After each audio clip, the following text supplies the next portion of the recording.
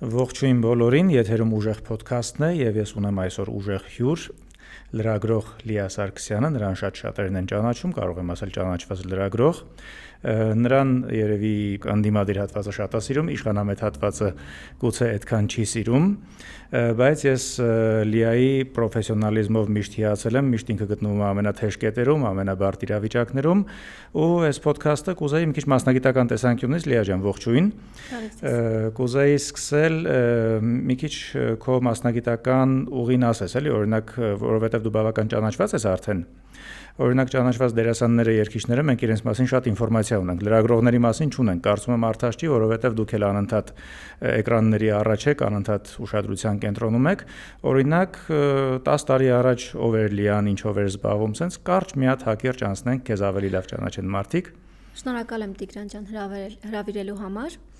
Լրագրողական գործունեությունը սկսել եմ Հայաստանի Հանրապետություն օրաթերթից 2014 թվականից ու այս իշխանությունների թեթև ձեռքով այդ պաշտոնաթերթը փակվեց։ Հետո շարունակել եմ մասնագիտական գործունեությունս, ավելի քան 7-8 տարի աշխատել եմ թերթում։ 2018 թվականից հետո շարունակել եմ աշխատանքս երկիրայում կայքում, այնուհետև մեդիահաբում, հրապարակում, իսկ այժմ ունեմ իմ սեփական լրատվամիջոցը, ինչպես հեռուստադիտողները գիտեն, իմ հետևորդները գիտեն, իշխանություն լրատվականը եւ այսպես։ Այսինքն սենց լրագրողական ճանապարհից մինչև սեփական լրատվամիջոց կարծում եմ բավական սենց ուժեղ հաջողված պատմություն է, հաջողակ մարդու պատմություն է, կարելի է այդպես ասել, բայց մի հատ սենց հարց առաջացավ իմ մոտ էլի, որովհետև ես ինքս տպագիր մամուլ կարդալ շատ եմ սիրել, հիմա էլ իմ համար հաճելի է օրինակ թերթ կամ ամսագիր վերցնելու կարդալը, բայց օրինակ Հանրապետություն օրաթերթը Հայաստանի Հանրապետություն չէ, որ փակվեց ու էլի շատ օրաթերթեր կան, որ հիմա չկան, առհասարակ հիմա թերթ կարդում են։ Չեմ կարծում, որ կարդում են, բայց Հայաստանի Հանրապետություն օրաթերթը դա պաշտոնաթերթն էր երկրի եւ փակելը ճիշտ չէր։ Իհարկե կան նաեւ այլ թերթեր, հրապարակը եւս տպագիր տարբերակ ունի, առավոտը ունի, եթե չեմ սխալվում, փաստը ունի։ Թերևս այդ լրատվամիջոցների ղեկավարները գիտեն ինչի են տպագրում, բայց ինքս չեմ կարծում, որ լրատվություն հասցնելու լավագույն միջոցը տպագիր մամուլն է, քանի որ մեծից փոքր հիմա օգտվում են հեռախոսներից եւ իրենց ցանկացած ուզած ինֆորմացիան կարողանում են հեռախոսից վերցնել։ Ես ուղղակի մի հատ էլ այդ թերթին անդրադառնանք, հետո անցնենք արդեն մյուս թեմաներին։ Օրինակ Հայաստանի Հանրապետություն օրաթերթը, եթե ինքը պաշտոնական օրաթերթն է, ինքը չունի իր էլեկտրոնային տարբերակը, որ որպես փոխարինող մարդիկ կարողանան օգտվեն սմարթֆոններով, օրինակ դա կարդան չկա այդպես տարբերակ։ Որպեսզի էլեկտրոնային տարբերակ աշխատեր, պետությունը պետք է ֆինանսավորեր։ Ֆինանսավորում տեղի չունեցավ եւ թերթը ամբողջությամբ չփոխարինվեց, էլի։ Նույնիսկ ավելին ասեմ, արխիվը գոյություն չունի առհասարակ, մեր տարիների աշխատանքը չկա։ Մենք չենք կարողանում էլեկտրոնային տարբերակով գտնել։ Բայց եղել է։ Իհարկե։ Չէ, իսկապես տարօրինակ է դա, որովհետև առհասարակ դա պիտի փոխարինվեր էլեկտրոնային տարբերակով, եթե օրինակ նպատակահարմար չէին գտնում, ես հիշում հայրս այդ թերթը կարդում էր, ես էի իր համար առնում, բայց այսօր հիմնականում փոխարինվում են, օրինակ շատ թերթեր այսօր դարձել են կայքեր, որոնք բավական լավ դիտումներ ունեն, հաջողությամբ աշխատում են որպես լրատվամիջոցներ, դրա համար առնվազն տարօրինակ է, որ պետությունը դա չունի, ինձ համար ամենայն դեպս։ Եթե ես օրինակ ուզենամ գտնել իմ հոդվածներից մեկը, ես պետք է առնվազն գնամ ազգային գրադարան եւ տպագիր թերթում գտնեմ դրանք։ Քանի չեն այրել։ Քանի չեն այրել։ Ու այնպեսի տպավորություններ, ասես միտումնավոր արեցին, որպեսզի նախորդած ժամանակահատվածը Նիկոլ Փաշինյանից առաջ տեղի ունեցած ժամանակահատվածը պետական մամուլում տեղ գտած ինֆորմացիան անհետաներ։ Նման քայլեր շատ արեցին, օրինակի համար ինձ համար տարօրինակ էր, եթե անունը ճիշտ եմ ասում, գեոդեզիայի ինստիտուտը չէ, փակվեց, որտեղ որ ամբողջ այդ քարտեզները բոլոր թվականների իրենց մոտ էին, այսինքն եթե այսօր խնդիրները առաջանում դեմարկացիայի ու դելիմիտացիայի, գոնե մենք պիտի իմանանք, չէ, որ քարտեզով են անում, օրինակ այդ ինստիտուտը դեռ կարծեմ 2018 թե 19 թվականին, այս նոր իշխանությունների գալուց հետո փակվեց։ Այդ մի քիչ այդ թեման շատ չեմ ուսումնասիրել, այսքան ինֆորմացիա ունեմ, բայց նման տարօրինակ բաներ ահագին շատ տեղի ունեցան։ Լիա ջան, առհասարակ անցում անելով մյուս թեմային, կուզենամ իրար հետ մի քիչ քննարկենք անաչառ լրատվության թեման։ Սա ինչի համար եմ ես ասում, որ սենց անկախ մեր podcast-ը ովքեր կնայեն, մենք պիտի կարողանանք ոնց որ ցանկացած քաղաքական հայացք ունեցող մարդկանց ինչ որ բան բացատրել։ Օրինակ հիմա շատերին թվում է, օրինակ իշխանությունը սիրող մարդկանց, երևի տենց ասեմ, թվում է թե ընդդիմադիր լրագրողները անպայման ծախված են, ինչ որ մեկը իրանց ֆինանսավորում է, բան սենց անընդհատ նման պիտակավորում են տալիս։ Դե իշխանամետ լրագրողներին հիմնականում կարող է պատահի դա երբեմն հանրային հեռուստատեսությանն են վերագրում այդ պիտակը եւ նաեւ օրինակ ես նկատել եմ Free News, CVK-ում sense հանրային հեռուստաընկերությունը պարտավոր է լինել անաչառ բառը մենք ընթացքում կհասկանանք ինչ է նշանակում անաչառ, բայց հանրային հեռուստաընկերությունը ինքնին ենթադրում է, որ հանրությունից սնվող հեռուստաընկերություն է եւ պետք է ներկայացնի հանրության բոլոր շերտերի շահերը, ընդդիմություն, իշխանություն, բայց հանրային հեռուստաընկերությունը վերջին տարիներին ուղղակի խայտառակ ձևով մոռացել է, հասարակության այն հատվածին, որը դեմ է Նիկոլ Փաշինյանի եւ գործող իշխանությանը, նույնիսկ գիտեք հայտնի փաստ, որ ամենայն հայոց կաթողիկոսի ուղերձները չեն տալիս ամանորյա եւ այն բողոքող քաղաքացիներին, ովքեր կողմ են վեհափառ հայրապետին, իսկ ինչ վերաբերում է անաչառ լրագրությանը, իսկ ինչ է նշանակում անաչառ լրագրություն։ Աշխարհում կա անաչառ լրագրություն։ Օրինակ անաչառ լրագրությունը կարող է մարդիկ պատկերացնեն, որ իրենք ոչ մի համակրանք չունեն ոչ իշխանության նկատմամբ, ոչ էլ ընդդիմադիր գործիչների, օրինակ նախկին նախագահների կամ այլ ընդդիմադիր ուժերի, ուղղակի սենց կենտրոնամետ են, երևի այդ բառը չէ, օգտագործեմ ու սենց հավասարաչափ այդ լրատվություն են մատակարարում հանրությանը առանց որևէ ինչ որ մեկի կողմը բռնելու, բայց դա պետք է լիներ հանրային հեռուստաընկերություն։ Համաձայն եմ, ուղղակի մենք ունենք սենց խնդիր։ Նախ հանրային հեռուստատեսության հետ կապված մի հատ սենց հարց առաջացավ ու մարդիկ այդ հարցը կտան, վստահ եմ, օրինակ եթե այս ոդքասթը նայեն, կարող է կոմենտներում էլ գրեն այս հատվածը լսելուց։ Իսկ հանրային հեռուստաընկերությունը լիարժեք անաչառ եղել է ինչ որ մի ժամանակ, օրինակ եթե փորձենք հիշել գնալ անցյալ 2018-ից առաջ եղել է ինքը լիար։ Ես գիտեմ, որ հիմա գուցե ավելի շատ է փոխվել ինչ որ բան, ավելի իշխանամետ է դարձել իրենց աշխատանքը, բայց օրինակի համար նախկին 3 նախագահների օրոք հանրային հեռուստաընկերությունը ինչպես էր աշխատում, անաչառ էր, թե ամեն դեպքում ուներ որոշակի կողմնապահություն։ Բնականաբար կողմնապահություն եղել է եւ այսպես ասած ով պատվիրատուն է այդ մարդուն էլ լուսաբանում են եւ որոշակի կողմնապահություն եղել է, բայց գիտեք Ռոբերտ Քոչարյանի կառավարման տարիներին ես 92 թիվ եմ եւ հիմա որ ասեմ հիշում եմ թե Ռոբերտ Քոչարյանի կառավարման տարիներին ինչ է եղել հանրային հեռուստաընկերությունը ինչպես է աշխատել, սխալ կլինի, ես ազնիվ չեմ լինի հեռուստադիտողի հետ։ Սերժ Սարգսյանի կառավարման ժամանակահատվածում բնականաբար մենք տեսել ենք ինչպես է աշխատել հանրային հեռուստաընկերությունը, բայց այն ինչ անում են հիմա դա արդար չէ, որովհետև սնվում են քաղաքացիների հարկերով, բայց չեն սպասարկում քաղաքացիների շահը։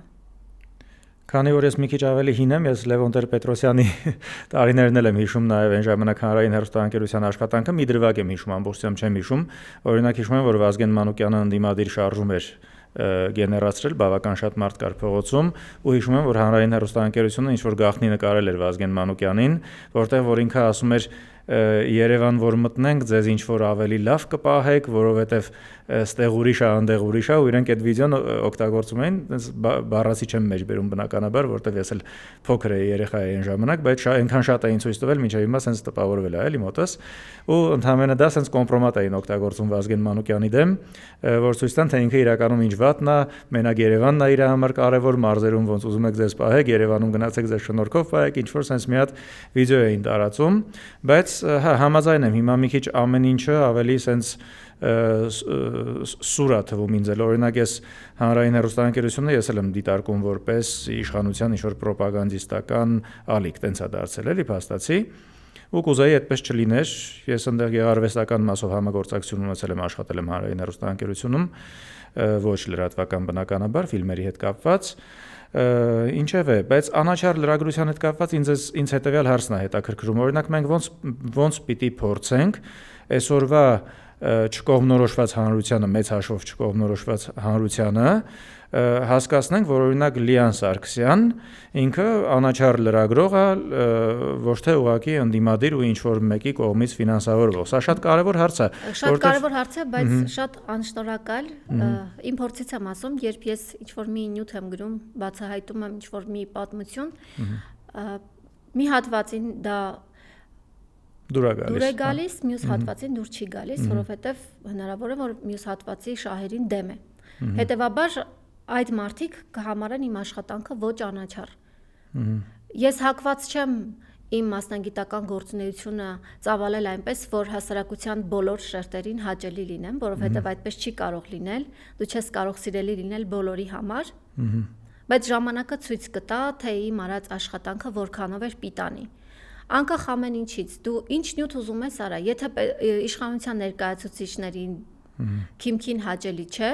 պարտադիր գտնվում են տարբեր քաղաքացիներ, ովքեր ինչ-որ թելերով կապված են իշխանության հետ, գուցե նրանց ծնողները, գուցե նրանց ընկերները, գուցե դուստրը, որդին աշխատում են պետական համակարգում եւ պարտադիր միտեղ մեկնաբանություն են գրում, կապելով քեզ նախկին իշխանությունների հետ։ Բայց ինձ մի հատ այսպես հարց է հետաքրքրում, օրինակ լավ հասկանալի է, երբ որ ինչ-որ մեկի ազգականը իշխանության հետ ծերտ կապ ունի,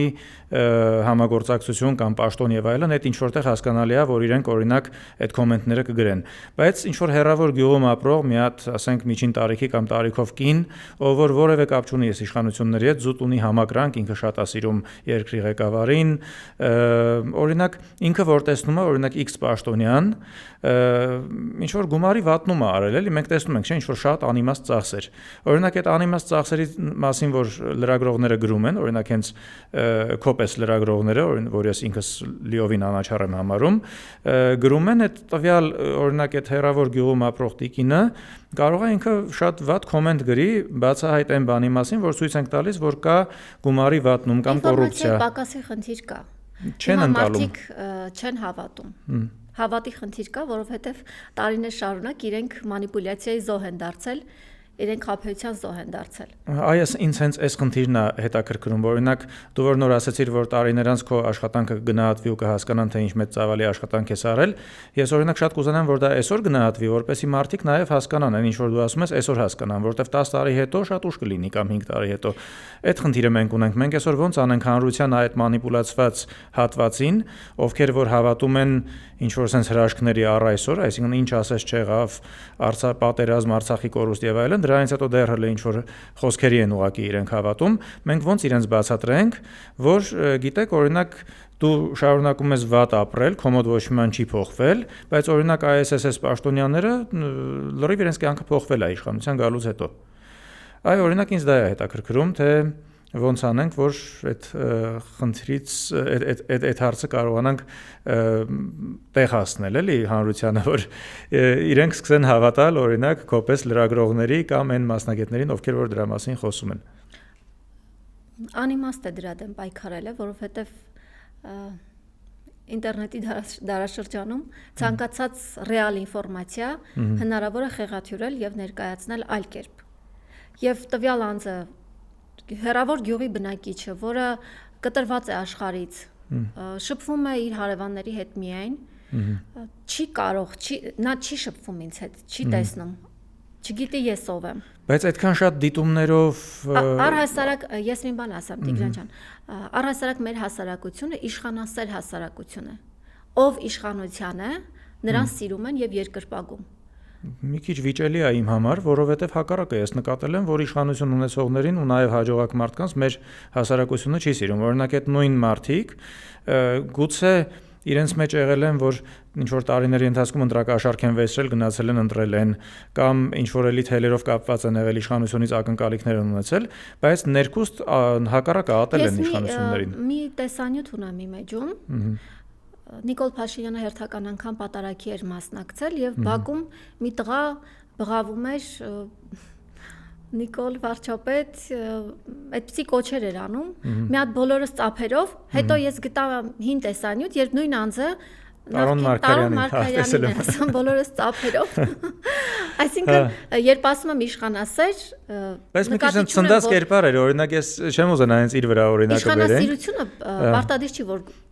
կուրքին պաշտելու ինչ որ մոլուցքի ձևով արտահայտվի։ Իշխանասիրությունը նաև այն, երբ բոլորը ցանկանում են իշխանության ներկայացուցիչների հետ լավ լինել, մոտ լինել, որպես իրենց հարցերը տեղը գցեն, այսպես ասեմ, հա, կենցաղային։ Բայց օրինակ այն մարդիկ, ովքեր որ առնչություն չունեն իշխանությունների հետ, որևէ ժամանակվա իշխանության, իրենց մոտ ես դա չեմ նկատում։ Օրինակ իրենց համար իշխանությունը ու իշխանավորները, առասարակ պաշտոնյաները, sense բավական անհասանելի մարդիկ են։ Իրենք այդ գնան դուրը ծեծեն մտնեն կաբինետ, այդ հնարավորությունները չունեն։ Օրինակ նման մարդիկ միշտ իշխանություններին ատում են ու միշտ իրենց թվում է, որ իրենք վատ են ապրում, որովհետև իշխանությունները իրենց փողերը ուտում են, այսպես ասած։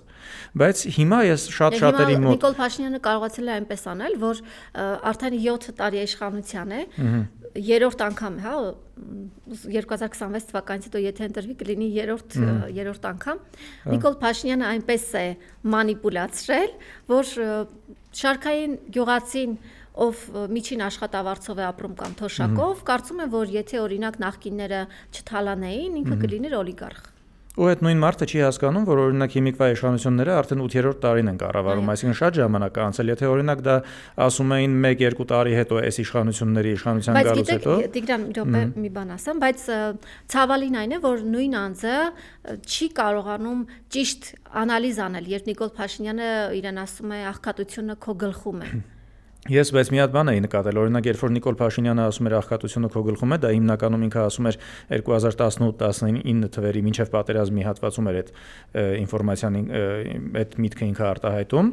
Այդ ժամանակ իր հանդեպ բավական մեծ ատելություն էր սկսվել։ Հետո ինքը զգաց դա ու էլ սկսեց այդ միտքը չարտահայտել։ Ես վերջերս նորից ոնց որ սկսել եմ մեկ ասում է, բայց այն ժամանակ ինքը լրիվ սենց այդ ամեն ինչը թարգեց, էլ սկսեց այդ միտքը չարտահայտել,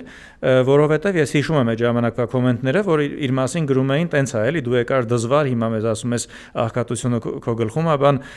Ես այդ մտքի հետ ինչ որ առումով համաձայն էի, որովհետև երբ որ մարդը ինքը ունի նպատակներ, փորձում է ինքը իր հարցերը լուծի, ոչ թե իր վատ լինելը անընդհատ իշխանությունների վրա է գցում կամ ինչ որ բան ակնկալում, օրինակ նախկիններից գումարները վերցնեն բաժանեն իրենց, այնպես մարդիկ էլ կան։ Չէ, դա ասվում էր, որպեսզի քաղաքացին հասկանա, որ ինքը կրթություն չունի եւ դա է պատճառը, որ աղքատ է։ Բայց նույն Նիկոլ Փաշինյանը 7 տարի մնացել է նույն դասարանում, խոստովանել է, չէ՞։ Խոստովանել է, որ մնացել է նույն դասարանում, բայց չգիտես ինչու, այո, չգիտես ինչու մտածում է, որ արժանի է այդքան մեծ պարգևավճարներ։ Որ պետական համալսարանը չի ավարտել, դա գիտեի, բայց որ նույն դասարանա մնացել է առաջ անգամ։ Կառավարության նիստից մեկի ժամանակ հայտարարեց։ Բայց կատակով ասես, թե իրական։ Այդ պետքա շատ հետաքրքիր բան է, մի հատ լրագրողական հետաքննություն է պետք անել, մենք իմանանք մեր երկրի ղեկավարը 7 տարի նույն դասարանում մնացել է, թե չէ։ Նրանում է, որ եթե դու քաղաքացուն ասում ես, որ դու հարուստ չես, դու լավ չես ապրում, որովհետև դու խելք չունես եւ կրթություն չունես, այդ դեպքում ինչպես է լինում, որ դու Երևանի պետական համալսարանի դիպլոմը ձեռք ես բերում վարչապետ դառնալուց հետո, քանի որ մինչ այդ քեզ հեռացրել էին, ու հիմա դու այդ կրթական մակարդակով միլիոնավոր պարգևավճարներ ես ինքդ քեզ տալիս։ Ինչպես ես արժանացել դրան։ Պարգևավճարների թեմային մենք անպայման հեսա անդրադառնանք, դա շատ կարևոր թեմա է մեր այսօրվա զրույցում, մանավանդ ես քո կայքում քո լրատվության մեջ տեսել եմ, որ դու էլ շատ լուրջ անդրադարձել ես այդ թեմային ու հարցել տվեցիր բրիֆինգի ժամանակ, բայց մինչև այդ էս անաչառ լրագրության թեման կլորացնելու համար, որ ավարտենք, մի հատ բանել եմ ուզում, մի թեմայի եմ ուզում անդրադառնալ։ Անաչառ լրագրության հետ կապված դրա մասին խոսում են հիմնականում իշխանության ներկայացուցիչները, ճիշտ է։ Ասում են, որ ընդդիմադիր լրատվական դաշտը աղբ է, որ լրագրողները անաչառ չեն։ Հայտնի падգամավորներ կան, ովքեր որ հենց լրագրողները մոտենում են իրեն, օրինակ գործարար падգամավոր կա բոլորին հայտնի, ով որ միշտ ասում է գնա քո տերերին հարցրու կամ քո տերերը սենց անընդհատ տերեր բառն է օգտագործում, միկրոֆոնով իրեն մոտեցած ընդդիմադիր լրագրողների հասցեին ու դա էլ իրենք հենց այդ տրամաբանության մեջ են։ Գուցե, բայց իրենք իրենց ընտրողների մոտ ստեղծում են տպավորություն, որ այո, ընդդիմադիր լրագրողները ունեն տերեր, այսինքն անընդհատ այդ բանն է։ Ինչ որ մի հատ sense բան են որոշում, դա անընդհատ ասում են ու դա մտնում է մարդկանց ուղեղների մեջ։ Ես ինչու էի շեշտում, որ անաչառ լրագրության պահանջը ներկայացնում են հիմնականում իշխանության ներկայացուցիչները, բայց նույն իշխանության ներկայացուցիչները մոռանում են, որ իրենց լրատվամիջոցում Civic AM կայքում աշխատում է լրագրող, անունը չեմ ուզում տալ, որը ԿՊ-ի ներկայացուցիչ է, այսինքն ԿՊԱ-ական է։ Հետո դարձավ կուսակցության, այո, կուսակցության անդամ է։ Ու տվյալ անձը մոտենում է ընդդիմադիր լրատվամիջոցների լրագրողներին, խոսում է անաչառ լրագրությունից, մոտենում է այդ առանձին զրույցներում, կուլիսներում, այսինքն թե հենց կամերաների առաջ։ Եվ կուլիսներում դատապարտում քննադատում է լրագրողներին, եւ մոտենում է ընդդիմադիր պաշտոնյաներին եւ հարցեր է ուղում, նույն հաջողությամբ կարող են ընդդիմադիր պաշտոնյաները ասել, որ դուք անաչառ լրագրող չեք, դուք իշխանության ներկայացուցիչ եք, դուք առհասարակ լրագրող չեք։ Եվ չպատասխանեն հարցերին։ Բայց այս հետաքրքիր հարց էր, ես իմ մոտ մի հատ sense հարց ծնվեց, եթե օրինակի համար ձեր նշած լրագրողը Civic AM-ի մոտենում է ու փորձում է, այսպես ասած, ընդդիմադիր լրագրողներին կամ անաչառ լրագրողներին ավելի ճիշտ ասած դասեր տալ, թե դուք անաչառ չեք եւ այլն ինչ որ բան, մի քանի խոսքով կլուսաբանես, գիտեմ գուցե դա այտենց ներքին խոհանոց է համարվում, բայց ամեն դեպքում ինչ որ հնարավոր է ասել, օրինակ այդ պահերը էլ, երբ որ լրագրողներով իրար հետ շփվելու առիթ եք ունենում ու ներկայացնում եք տարբեր քաղաքական հայացքներ կլինի, տարբեր լրատվամիջոցներ, տարբեր ուղղվածության մի մասը օրինակ իշխանամետ լրատվամիջոցներ են, մի մասը անաչառ լրատվամիջոցներ, այսինքն այդ ձեր շփումը ո՞նց է տեղի ունենում, օրինակ ինչ եք խոսում, կոնֆլիկտներ լինում են թե չեն լինում։ Կոնֆլիկտներ լինում են հիմնականում հետևյալ խնդրի շուրջ։ Երբ ճեպազրույցների ժամանակ լրագրողները մեկը մյուսին չեն հարգում եւ ընդհատում են, թույլ չեն տալիս, որ իմ հարցի պատասխանը ես լսեմ, Ռիփսիմեի հարցի պատասխանը Ռիփսիմեն լսի եւ դա իսկապես խնդիր է։ Մենք լրագրողներս պետք է ընդունենք, որ մեր մեջ խնդիր կա ու պետք է մենք ինքներս դրա մասին խոսենք, որպեսզի խնդիրը լուծում ստանա։ Իհարկե, խնդիրներ լինում են, քննարկումներ լինում են, բայց դրանք անլուծելի են։ Ինձ ավելի շատ հետաքրքրում է, օրինակ ասենք մոտեցաք միկրոֆոններով շրջապատեցիք ինչ որ պաշտոնյայի հարցեր տվեցիք, ինչ որ sense։ Գիտեք ինչն է հետաքրքիր, որ բոլորս նույն հարցն ենք տալու։ Այդ օրվա կարևոր հարցը բոլորս ուզում ենք տանք։ Եվ տարական հարգանք չկա մեկը մյուսի նկատմամբ։ Եթե ես գիտեմ, որ Փայլակ Ֆարադյանը ուզում է տալ այն հարցը, որը ես կսպասեմ թող Փայլակը տա։ Եվ հակառակը։ Կարևորը հարցը հնչի։ Իհարկե, կարևորը հարցը հնչի, բայց մենք ունենք գործընկերներ, որ ոչ թե ուզում են հարցի պատասխանը լսել, այլ ուզում են, որ իրենք հարց տան։ Եվ իրենց հարցը որքան սուր լինի, այդքան իրենք կհերոսանան։ Սուր ասելով հարցը կարող է սուր լինել, բայց կոռեկտության սահմաններում։ Իհարկե ես չեմ քննադատում որևէ մեկին, բայց ես ուզում եմ, որպեսզի մենք ինքներս խոսենք այս մասին, հասկանանք ինչպես աշխատել, որպեսզի չթիրախավորվենք։ Այստեղ անաչառության հարցը չէ, այստեղ կոռեկտության եւ լրագրության սահմանների հարցն է։ Այս դրա մասին էի ուզում հարցնել։ Օրինակ դուք մոտեցաք բոլոր լրագրողներով, օրինակի համար, մոտեցաք ինչ որ պաշտոնյայի, շրջապատեցիք, սկսեցիք հարցեր տալ, թեկուզ մեկը մյուսին ընդհատելով եւ այլն, sense տեղավորվելով, որ ամեն մեկի միկրոֆոնը մոտիկ լինի, որպեսզի լսվի։ Երբ որ այդ ճեպազրույցը օրինակ ավարտվում է,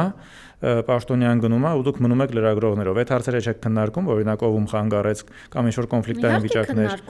Իհարկե քննարկում ենք։ Իսկ ինչ որ լուծում չի լինում, օրինակի համար, ասեք ժողովուրդ, եկեք sense չանենք, որ մեկս մյուսի աշխատանքը։ Գործընկերներ գիտեմ, որ ճեպազրույցի ժամանակ մեկը մյուսին վիրավորում են, ճեպազրույցից հետո շատ հանգիստ առանց դրա մասին քննարկելու շարունակում են շփվել։ Դա adekvat չէ կարծում եմ։ Կարող է ուղղակի շոու են ապահովում։ Ինչի համար։ Չգիտեմ։ Ում է դա հետաքրքիր։ Դիտումներ։ Ինչի համար, ինչ դիտում։ Լրագրողները իրար վիրավորում են։ Չէ, օրինակի համար կայքերը ամեն դեպքում ամեն ինչ անում են, չէ, որ ունենան հնարավորինս շատ դիտումներ, դրած վերնագրերով, երբեմն նաև սուտ ինֆորմացիաներով։ Օրինակ ինքը բացում ես ուրիշ բան է գրած։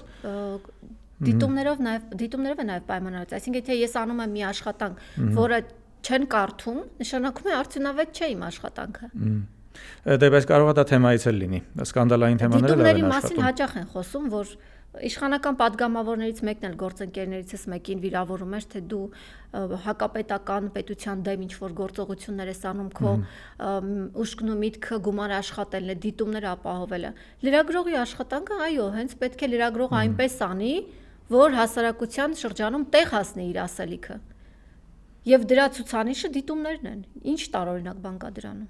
Շատ լավ, չէ, տարօրինակ բան չկա, բնականաբար մանավանդ այն ինֆորմացիաները, որոնք որ շատ կարևոր են, լավ կլինի որ տեղացնի, բայց հենց դրա հետ կապված մի հատ էս թեմայի մեջ վերջի կետին եմ ուզում անդրադառնալ։ Օրինակ, զարմանալիորեն իմ համար ես մինչև հիմա դրա ֆենոմենը չեմ կարողանում հասկանալ, կամ եթե հասկանում եմ, լավ բանի չի բերում, էլի այդ հասկանալը։ Ինձ համար հետաքրքիր է հետևյալը, կան սենց ծունկ կայքեր։ Օրինակ, որ ես օրինակ դա որ տեսնում եմ, իմ համար ակնհայտ է, էլի, որ դրանք իրական լրատվություն չի, իրական կայքես չի, հատկապես YouTube-յան ալիքների մասին է խոսքը, օրինակ Perfect TV կարող եմ անունը տալ, ինչ որ վերնագրեր են դնում, որ օրինակ սենց մոտավոր եմ ասում այդ վերնագրերը, բազմաթիվ անգամներ աչքովս ընկել են, օրինակ ծովից ծով Հայաստանը վերականգնվեց, Էրդողանը վախից չգիտեմ ինչ եղավ, հենց նոր Էրդողանին ինֆարկտ խփեց, շուտով կմեռնի։ Այ հենց այդպիսի վերնագրերի շատ մեծ դիտումներ ունեն։ Գյուղում ապրող ձեր ասած խուլ հեռավոր գյուղում ապրող մեր հայրենակիցները շատ մեծ դիտումներ ունեն դրանք 50,000, 60,000։ Ունեն այդպիսի դիտումներ, որովհետև նման վերնագրերը կանչում են եւ մարդիկ մտնում նայում են այդպիսի վիդեոները եւ հենց դրա զոհն են դարձել մեր հայրենակիցները։ Օրինակ, չգիտեմ, սենց բաներ, Ալիևը սարսափած է, Էրդողանը չգիտեմ ինչ է, սենց ինչ որ սենց բաներ են գրում, օրինակ, չգիտեմ, Ալիևը հոգնած է, Էրդողանը վքնած է, օրինակ, կարող է տենց հումորայինով որ նայենք, սենց այս տիպի բաներ են լինում, բայց ես նայում եմ այդ դիտումների քանակը, այնտեղ կոմենտներ, այո, հաղթելու ենք, բան եւ այլն սենց բաներ։ Օրինակ, մի հատ է հիշեցի, որ Էրդողանը խնդրում էր մի վերցրեք ամբողջ Թուրքիան, մենք կտանք ձեր հողերը։ Այսինքն մի հատ վերնագիր էին դրել ու դա տենց շատ մեծ դիտումներ ուներ։ Ու տարօրինակ է, որ ժամանակի ընթացքում ոնց որ մարդկանց համար չի բացահայտվում, որ դա իրական ինֆորմացիա չի, որովհետև տեսեք, օրինակ Էրդողանը չմեռավ, ինքը ողջ է, նույնը Ալիևը,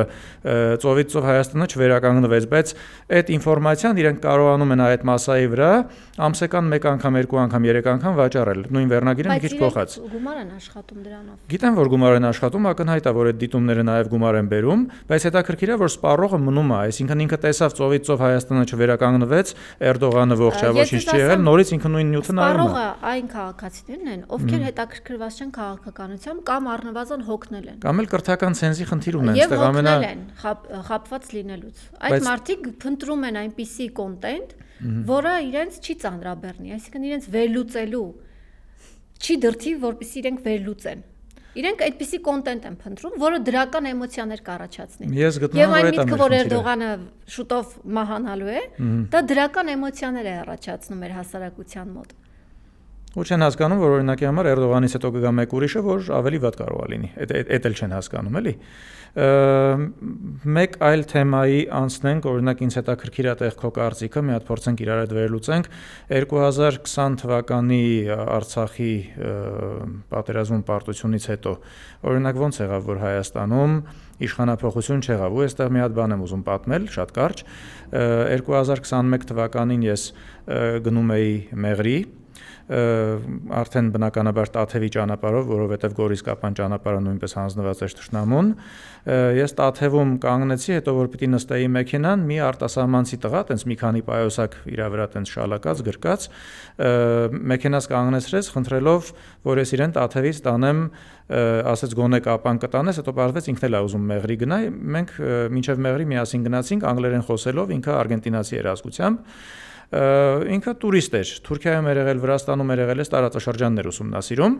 ու երբ որ մենք տարբեր բաներից էինք խոսում, օրինակ Մեսիից, Ռոնալդուից, ֆուտբոլից, sense խառը թեմաներից, դե պատերազմին մի թեթև անդրադարձ եղավ, որ ես իրեն ասացի էլի, որ Սյունիքում ենք գտնվում, ստեղ արդեն թշնամին մոտիկ է եւ այլն, sense թեմաներից, որ անդրադարձ եղավ, ինքը ասեց, Տիգրան, մի հարց տամ, էլի, ոնց եղավ, որ դուք պատերազմը պարտվեցիք, բայց նորից նույն ղեկավարին ընտրեցիք։ Արգենտինացի տղա, իրան հայկական քաղաքական դաշտը ոչ հետաքրքրում է, ոչ բան, ինքը մի քանի օր հետո ուրիշ երկիր էր արդեն գնալու, նոր երկիր էր բացահայտելու, բայց օրինակ ինքը տենց հարց տվեց։ Ես ինչի եմ սա մեջբերում, որովհետև մարդկանց համար, թեկուզ օրինակ օտար երկրացիների համար շատ տարօրինակ է, որ պարտված պատերազմից հետո հնարավոր է պարտված ղեկավարին նորից ընտրել։ Հիմա ինձ օրինակ հետաքրքիր է, Հայաստանում ինչի դա այդպես եղավ։ Ընտրություններին քանի հոգի է մասնակցել։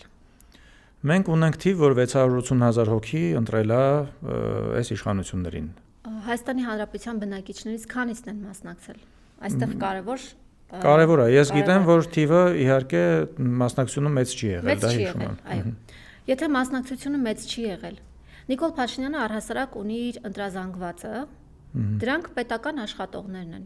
որոնք 40,000-ից ավելի են։ Պետական աշխատողները ունեն հարազատներ, բարեկամներ, ովքեր առնվազն, եթե մի քանի 100,000 երևի, այո, իրենք եւս։ Այսինքն Նիկոլ Փաշինյանը ունի մշտական իր ընտրազանգվածը եւ իր իշխանությունը կարող է պահել դրանով։ Խնդիրը նրանում է ինչպես արտնացնել այն քաղաքացիներին, ովքեր ուզում են, որ իշխանափոխություն լինի կամ առնվազն դեմ են Նիկոլ Փաշինյանին։ Ինչպես։ Տեսեք, եթե օրինակ 44-օրյա պատերազմը տեղի չունենար եւ Նիկոլ Փաշինյանը հենց սկզբից իշխանության գալուց անմիջապես հետո ոչ թե ասեր Արցախը Հայաստան է եւ վերջ, այլ ասեր Արցախը Ադրբեջան է, ինչպես որ հետո ասաց։ Եվ այն մասը Արցախի, որ պատերազմով հնարավոր չէր եղել գրավել, հանձնեց։ Եթե այդ ժամանակ այդպես լիներ, չեմ կարծում, որ Նիկոլ Փաշինյանը կշարունակեր մնալ իշխանության, որովհետև քաղաքացիների ցասումը մեծ էր լինելու։ 44 օր պատերազմից հետո, այդքան զոհեր տալուց հետո մարդկանց մեջ ցավի սինդրոմ է առաջացել։ Չեն ցանկանում մտնել եւ չեն ցանկանում լսել այնպիսի ինֆորմացիա, որը կարող է նորից ցավ առաջացնել եւ ինքնապաշտպանական ռեակցիա է։ Ինչու եմ շեշտում, որ եթե պատերազմ տեղի չունենար եւ այդպես հանձնվեր հողը Նիկոլ Փաշինյանը, այլևս իշխանության չէր լինի։ Իշխանության է, որովհետեւ քաղաքացիների զգալի մասը, զոհված զինծառայողների ծնողները, իրենց հարազատները, իրենց բարեկամները, շատ-շատերը այլևս հետաքրքրված չեն այս ամենով, հոգնել են։ Ինչ կլիներ, եթե 2021 թվականին բոլորը մասնակցեին։ Եկեք նաև ֆիքսենք, որ քաղաքացիները խաբեության զոհ են դառնում։ Քաղաքացիներին խաբում են։ Կոնկրետ ինչու՞մ։ Նիկոլ Փաշինյանը մանիպուլացնում է քաղաքացիներին։ Օրինակ ասում էր 2021 թվականի ընտրություններից առաջ նախընտրական ծրագիր ուներ։ Նախընտրական ծրագրի որ երրորդ կետն է, քանի կետ է կատարվել։ Ասում է Շուշիի հադրութի վերադարձ, այո։ Մեր գերիները ոչինչ, մեզ կսպասեն 3 ամիս։ Մեզ 3 ամիս կսպասեն։ Քանի ամիս են սպասել, քանի գերի ունենք Բաքվի բանտերում։ Դեռ ունենք գերիներ, մի քանիսը վերադարձան օրերս, բայց դեռ շատ գերիներ ունենք։ Ասում էր Շուշին եւ Հադրութը հետ ենք բերելու, դեօկուպացնելու ենք։ Ինչ տեղի ունեցավ, հակառակը։ Լրիվ հակառակը ամբողջությամբ Արցախը հանձնվեց, ավելին հայտարարվեց, որ Արցախը Ադրբեջանի մաս է։ Ավելին Հայաստանի Հանրապետության սուվերեն տարածքներն են այս պահին գտնվում Ադրբեջանի վերահսկողության տակ։ Ես կարծում եմ, որ մեզ ուժեղ ղեկավար է պետք։ Եվ ինչն է խնդիրը, որ այս ամենից հետո Նիկոլ Փաշինյանը դեռ իշխանության է, ավելին իր նախարարներին մեկ ստորագրությամբ, ֆինանսների նախարարին մեկ ստորագրությամբ տալիս է Թոշակառուի ամբողջ կյանքի թոշակը։ 6-ից 7 միլիոն դրամը դա Թոշակառուի ամբողջ կյանքի թոշակն է։ Շատ լավ, սահուն անցում արեցինք, անդրադառնանք այդ թեմային։ Օրինակի համար ես պարգևավճարները դիտարկում եմ որպես լավ կատարած աշխատանքի դիմաց մարդուն խրախուսելու միջոց։ Տեսեք, դա պիլոտային ծրագիր է։ Այդ պարգևավճարները պիլոտային ծրագրով են տվել։ Ասում են, չէ՞, իշխանության ներկայացուցիչները, դա մեր աշխատանքի գնահատականն է։ Դա ծրագիր է։ Արսեն Թորոսյանը, եթե չեմ սխալվում, 1 ամիս չկա, որ սոցիալ նախարար է նշանակվել, երբ հասցրեց իր օգտակար գործողության գործակիցը ցույց տալ, որ նա եւս պարգևատրվել է։ Առհասարակ օրինակ կան падգամավորներ, որոնց անուն ազգանունը անգամ չգիտենք, որովհետև էկրաններին էլ չեն ներևացել, ինչ որ հարցեր չեն բարձրացրել, ելույթ չեն ունեցել, բայց իրենք էլ են ստանում։ Այո, օրինակ ուզում եմ այդ հասկանամ, եթե պարգևատրումը գոյություն ունի, բայց դա չպետք է լինի այն մարդկանց համար, ովքեր որ իրենց ոլորտում հաջողել են։ Օրինակ զբաղեցնում է ինչ-որ պաշտոն, ենթադրենք կլինի առողջապահության նախարարը, ինքը իր անձնակազմի հետ միասին պարգևատրվի այն դեպքում, եթե օրինակ վիրուս է կանխել, օրինակի համար, sense ոչ մասնագիտական ինչ-որ վերլուծություն եմ անում կամ ինչ-որ մի հատ հաջողություն են գրանցել, մի քանի նոր շատ բարձր կարգի հիվանդանոցներ են բացվել, շատ լավ բուժ ծառայություն են։ Հասարակության լավագույն շահի տեսանկյունից, որ ինչ-որ մի բան արել են հասարակության համար, պիտանի բան են արել, դրա համար պարգևատրվեն։ Բայց իրենք պարգևատրվում են ոչ թե նրա համար, որ հասարակության համար պիտանի բան են արել, այլ որովհետև իշխանության ներկայացուցիչ են եւ ավելի մոտ են Նիկոլ Փաշինյանին։ Դա ինքնին հասկանալի է։ Հակառակ պարագայում շարքային աշխատողները պետք է պարգևատրվեին, որովհետև այդ մարդիկ են ամենածանր բեռը իրենց վրա վերցնում։ Հիմնական աշխատողները ոչ թե բաժնի պետերն են, այլ իրենց աշխատակիցները, ոչ թե նախարարներն են, այլ իրենց աշխատակիցները։ Բայց որ օղակն է մինչև պարգևատրվում, օրինակ նախարարության ամենացածր օղակի փոխնախարար, վարչության պետ, բաժնի պետ եւ այն անձինք, ովքեր մոտ են նախարարների հետ։ Օրինակ ես նախարար գիտեմ, որ իր վարորդին է պարգևատրել 1 միլիոն դրամ։ Այսինքն ցածրօղակի աշխատակիցները չեն պարգևատրվում հիմնականում։ Չեն պարգևատրվել, չէ՞։ Բայց կարող է ամենաշատ գործը իրենք են արել։ Կարողա չէ, հենց այդպես է։ Ամենաշատը Երբ իրենք դուք են ինչ-որ մի չարչարվել։ կառույցի տնօրեն եք, դուք եք ամենաշատ գործ անում, թե ձեր աշխատակիցները։ Ենթականները բնականաբար։ Իհարկե։ Դե մելի սոցիալական անարդարության մասին է խոսքը, բայց այս մասին պետքա խոսվի, ասվի, Դրա որովհետև մասին պետք է մտածեն նաև ոչ միայն թոշակառուները, նպաստառուները, անապահով ընտանիքները, զոհված զինծառայողների ծնողները, հաշմանդամություն ունեցող զինծառայողները, այլ նաև պետական ապարատում աշխատող քաղաքացիները, ովքեր իսկապես անարդարության զոհ են դարձել։ դե ինձ համար միշտ շատ տարօրինակ է պարգևավճար հասկացողությունը, որ տենց բաժանում են իրենց մեջ բոլորին, իմ համար դա շատ տարօրինակ է, որովհետև պարգևավճար հասկացողությունը իրենից ենթադրում է, որ դու պիտի ինչ-որ հաջողություն գրանցես ու դրա համար քեզ պարգևատրեն։ Այսինքն, երբ որ սկսում են այտենց բոլորին բաժանել, դա իմաստազրկվում է, ուղղակի դառնում է ֆինանսների մսխում, պետական միջոցների մսխում։ Այլ դուք վերցրել եք պետական բյուջեից, դուք հերոս հարկատու եք ասում քաղաքացուն, որպեսզի բերի եւ պետության համար հարկերը վճարի, որպեսզի պետությունը զարգանա, մի լավ բան անի պետության համար, դուք այդ գումարը վերցնում եք եւ դնում ձեր գրպանը։ Օրենքի շրջանակում, հա? Իրենք ընդունել են մի օրենք, ապօրինի ծագում ունեցող գույքի բռնագանձման վերաբերյալ օրենք, եւ իրենց բոլոր գործողությունները անում են օրենքի շրջանակում, որպեսզի հետագայում այդ օրենքը իրենց վրա չանդրադառնա։ Օրենքի շրջանակում տալիս են միլիոնավոր պարգևավճարներ, 3.5 միլիարդ դրամը, արդյոք արդյունավետ է օգտագործվել։ 3.5 միլիարդ դրամը պարգևավճար է բաժանվել իշխանության ներկայացուցիչներին։ Ինչի համար։ Իսկ այս խնդիրը օրինակ ոնց կարելի է լուծել, իմ կարծիքով պետք է լինի այնպիսի ուժեղ ղեկավար, ով ոչ թե կմտածի իր մասին, այլ առաջին հերթին հասարակ ժողովրդի կբարձրացնի կենսաթոշակներ, օրինակ այդ մեխանիզմը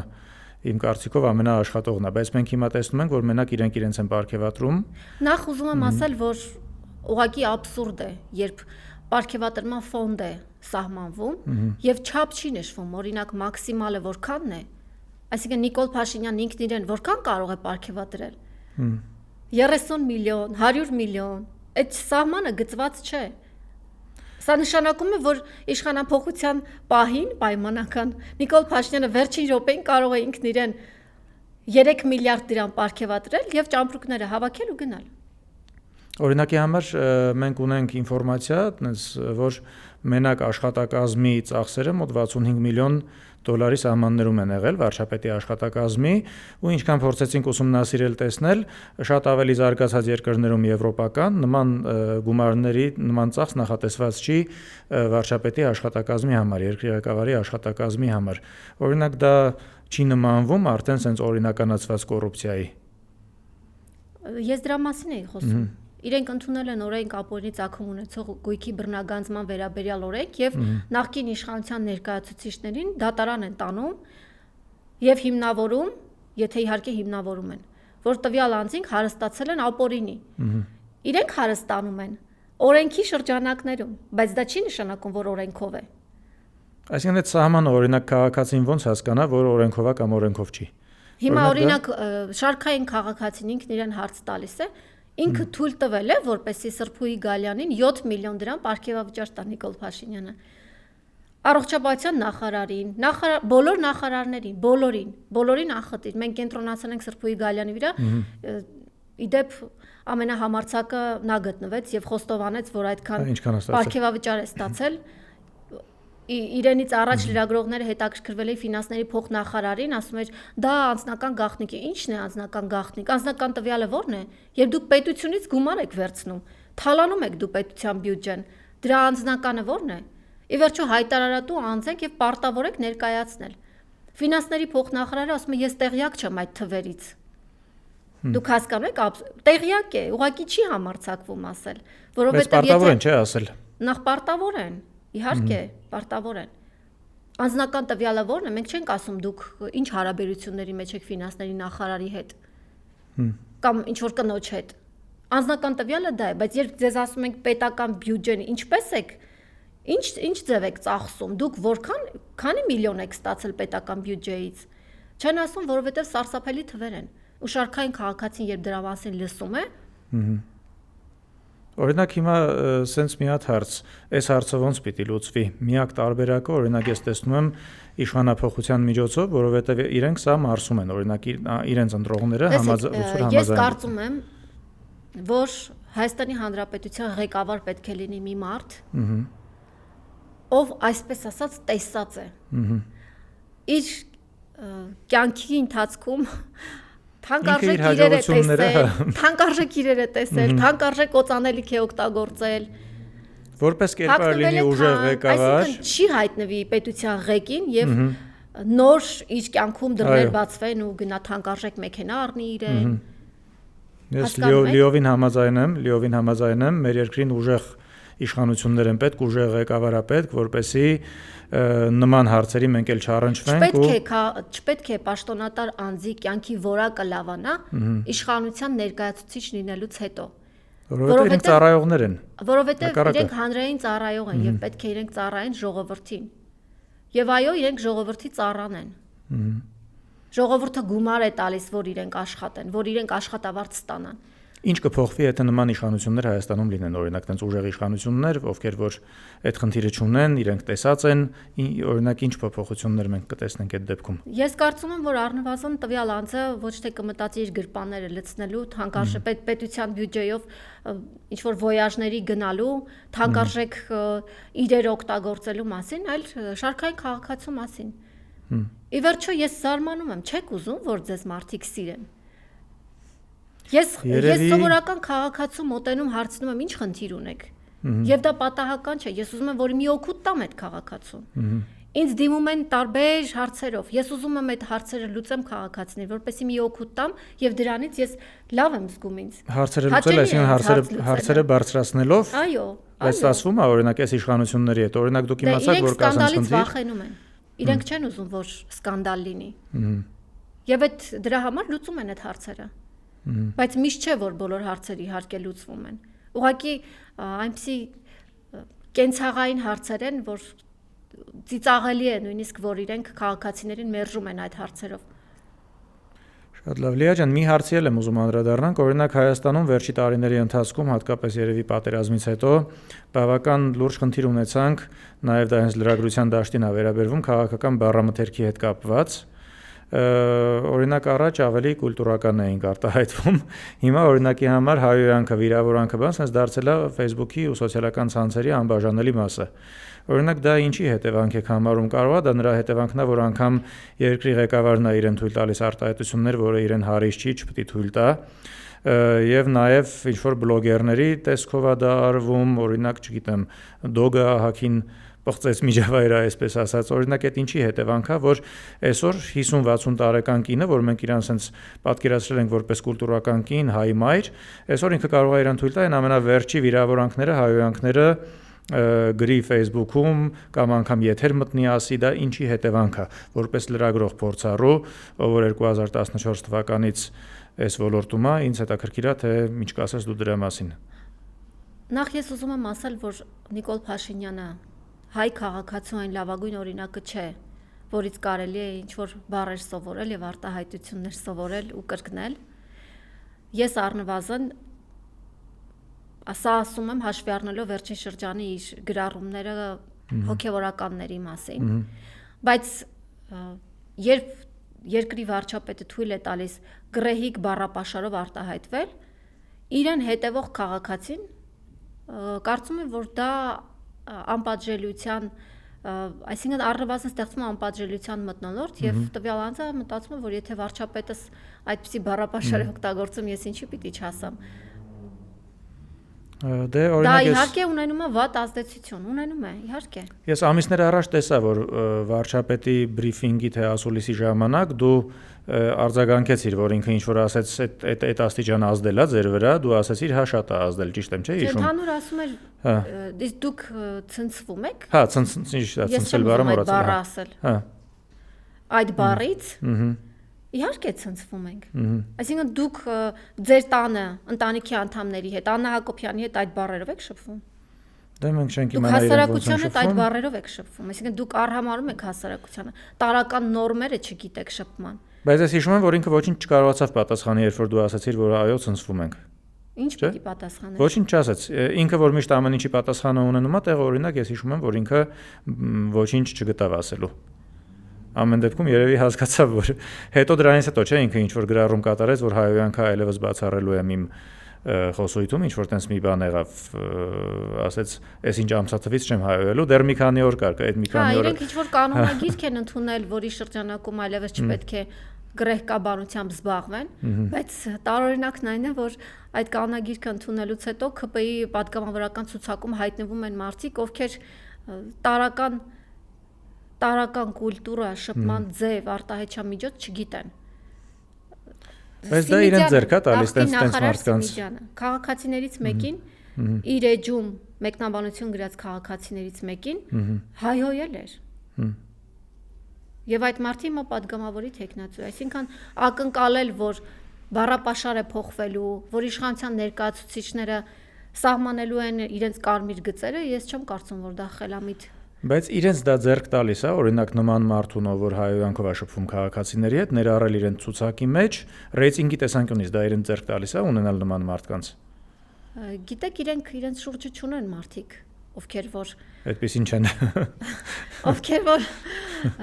իրենք իրենց մարդկանցով են իշխանության։ Իրենք այլ մարդկանց չեն ուզում տեսնել իրենց շուրջը, որտեղ իրենք իրենցով, իրենց մերձավորներով, իրենց հարազատներով, իրենց ընկերներով Այսինքն ինչ որ տենց փակ շրջան է, իրենք չեն կարող լավ մասնագետների հրավիրեն, որ աշխատեն կառավարությունում հատկապես։ Իսկ լավ մասնագետը կգնա։ Դե օրինակ դուք կգնաք, Տիգրան։ Ես չէ, բայց օրինակի համար ես չեմ ուզենա այս իշխանության հետ ինչ որ գործ բռնեմ, էլի սենց ասեմ։ Ես չեմ ուզենա, բայց օրինակի համար եթե վերցնենք ինչ որ ոլորտներում, օրինակ տնտեսության ոլորտում, եթե օրինակ կան այս կարգի բարձր աշխատավարձեր ու այսքան շատ պարգևավճարներ, հնարավոր չի ինչ որ ոլորտներում ներառել նենց մարդկանց, ովքեր որ իրենց ոլորտի լավագույն մասնագետներն են Եվ իմանան ինչպես ծախսել այդ պարգևավճարները, ինչպես բաշխել։ Միայն պարգևավճարները չէ, գոնե մնացած հարցերում ավելի ճիշտ որոշումներ կկայացնեն, ոլորտ կզարգացնեն։ Իսկ իրենց պետք են այդպիսի մասնագետներ։ Այդ է ամբողջ հարցը, իրենց պետք են, թե պետք չեն։ Իրենք իրենց քաղաքականությունը մշակել են այնպես, որ մաքսիմալ շատ հարկ հավաքեն, մաքսիմալ շատ նեղություն տան քաղաքացիներին։ Օրինակ Երևանի քաղաքապետարանում մոտավորապես 70 միլիոն դրամի, եթե չեմ սխալվում, պարգևավճար են բաժանել։ Քաղաքացիները իրենք, երևանցիները իրենց հարց տվել են, որտեղից են գոյացել այդ գումարները։ Գոյացել են կարմիր գծերից, տրանսպորտի թանկացումից, աղբահանության վճարից, մանր հարցերից, որոնք որ ձեզ համար թվում են մանր են, բայց դրանով իրենք այդ գումարներով իրենք հետագայում պարգևավճար են ստանում։ Իրենք ասում են, թե թանկացնում են տրանսպորտի վճարը, որովհետև լավ տրանսպորտ են բերելու, քաղաքացիների կյանքի որակը դրանով լավացնելու են։ Բայց ինչ են անում։ Ոչ թե տրանսպորտ են բերում, այլ իրենց գրպաններն են լցնում, պարգևավճար են բաժանում։ Կարմիր գծերի թանկացումը։ Դե կարմիր գծերի թանկացումը լրիվ աբսուրդ էր ու հետաքրքիր է նա, որ դրանից հետո մենք էլի տեղ չենք գտնում մեքենա կանգնեցնելու, չգիտեմ դա ինչի հաշվին է։ Որովհետև հարուստների համար են անում, որպեսզի հարուստները կարողանան Երևանի կենտրոն մտնել, իսկ օպելի վարորդները չկարողանան։ Այո, օպելի վարորդները չկարողանան։ Բայց օրինակ ես այսօր այդ խնդրին առնչվել եմ Կիրակի օրով, չեմ կարողացել տեղ գտնեմ, ահագին երկար ժամանակ չեմ կարողացել, մի կերպ մի տեղ ազատվեց, կանգնեցի։ Օրինակ հարցումները ցույց են տալիս, որ 2026 թվականին ԿՊ-ն իշխանության չի լինելու։ Նման հարցումներ կան։ Միշտ այդպիսի հարցումներ լինում են։ Ես չեմ ուզում, որպեսզի ինքներս զբաղվենք խաբեությամբ, ինքներս մեզ խաբենք, Բայց խաբեություն է դա, օրինակ ես ում հետ շփվում եմ, չեն ուզում իրենց ընտրեն։ Դուք, այսինքն դուք հավատում եք, որ անկեղծ եւ արդար ձևով իշխանափոխություն է լինելու ընտրություններով։ Դա այլ հարց է, թե իրենք օրինակ ինչ մեթոդներ կկիրառեն անօրինական, որպեսզի իշխանությունը պահեն։ Բայց արի դիտարկենք այն տարբերակը, որ ասենք ընտրությունները լինելու են լրիվ օրինական ու քաղաքացին տալու է իր ձայնը ու նաև վերցնենք որ կլինի ընդդիմությանը իրենց ուզած տեխնացուին։ Ես ունեմ իմ տեխնացուն։ Ես էլ ունեմ իմ տեխնացուն։ Բայց ում պետք է ընտրի քաղաքացին։ Սպասենք առաջարկների, քանի որ հիմա նախընտրական փուլ չի սկսվել, սպասենք առաջարկների։ Ես օրինակ ունեմ իմ նախընտրած ես նոր ուժի եմ ընտրելու, որը որ շատ ակտիվ հանդես է գալիս, ուժեղ ղեկավար եմ ընտրելու, ես արդեն գիտեմ իմ ոնց որ ֆոկուսում ունեմ, էլի թե ում եմ ընտրելու, բայց պետք է նենց անել, որ քաղաքացիները այն մարդիկ, ովքեր որ չէին գնում ընտրությունների, բայց իրենք դեմ են այս իշխանություններին, ակտիվ մասնակցություն ունենան ու այն պատկերը, որը որ այդ հարցումները ցույց են տալիս լինի, այսինքն այսօրվա իշխանությունների շատ ցածր ռեյտինգը արտացոլվի ընտրություններում։ Այդ երևի նաև հենց լրագրողների աշխատանքն է, որ պետք է կարողանանք նենց անել, որ մենք այդ պատկերը ունենանք արդեն հունիս ամսին ժամանակ կա, ամեն դեպքում մի քանի ամիս կա, դեռ նախընտրական քարոզություն չի սկսվել։ Դրա համար ես ուղղակի ոչ եմ անում մեր քաղաքացիներին, որ երբ որ ժամանակը գա, ընտրեն ուժեղ ղեկավարի, որպեսզի ունենանք ուժեղ Հայաստան։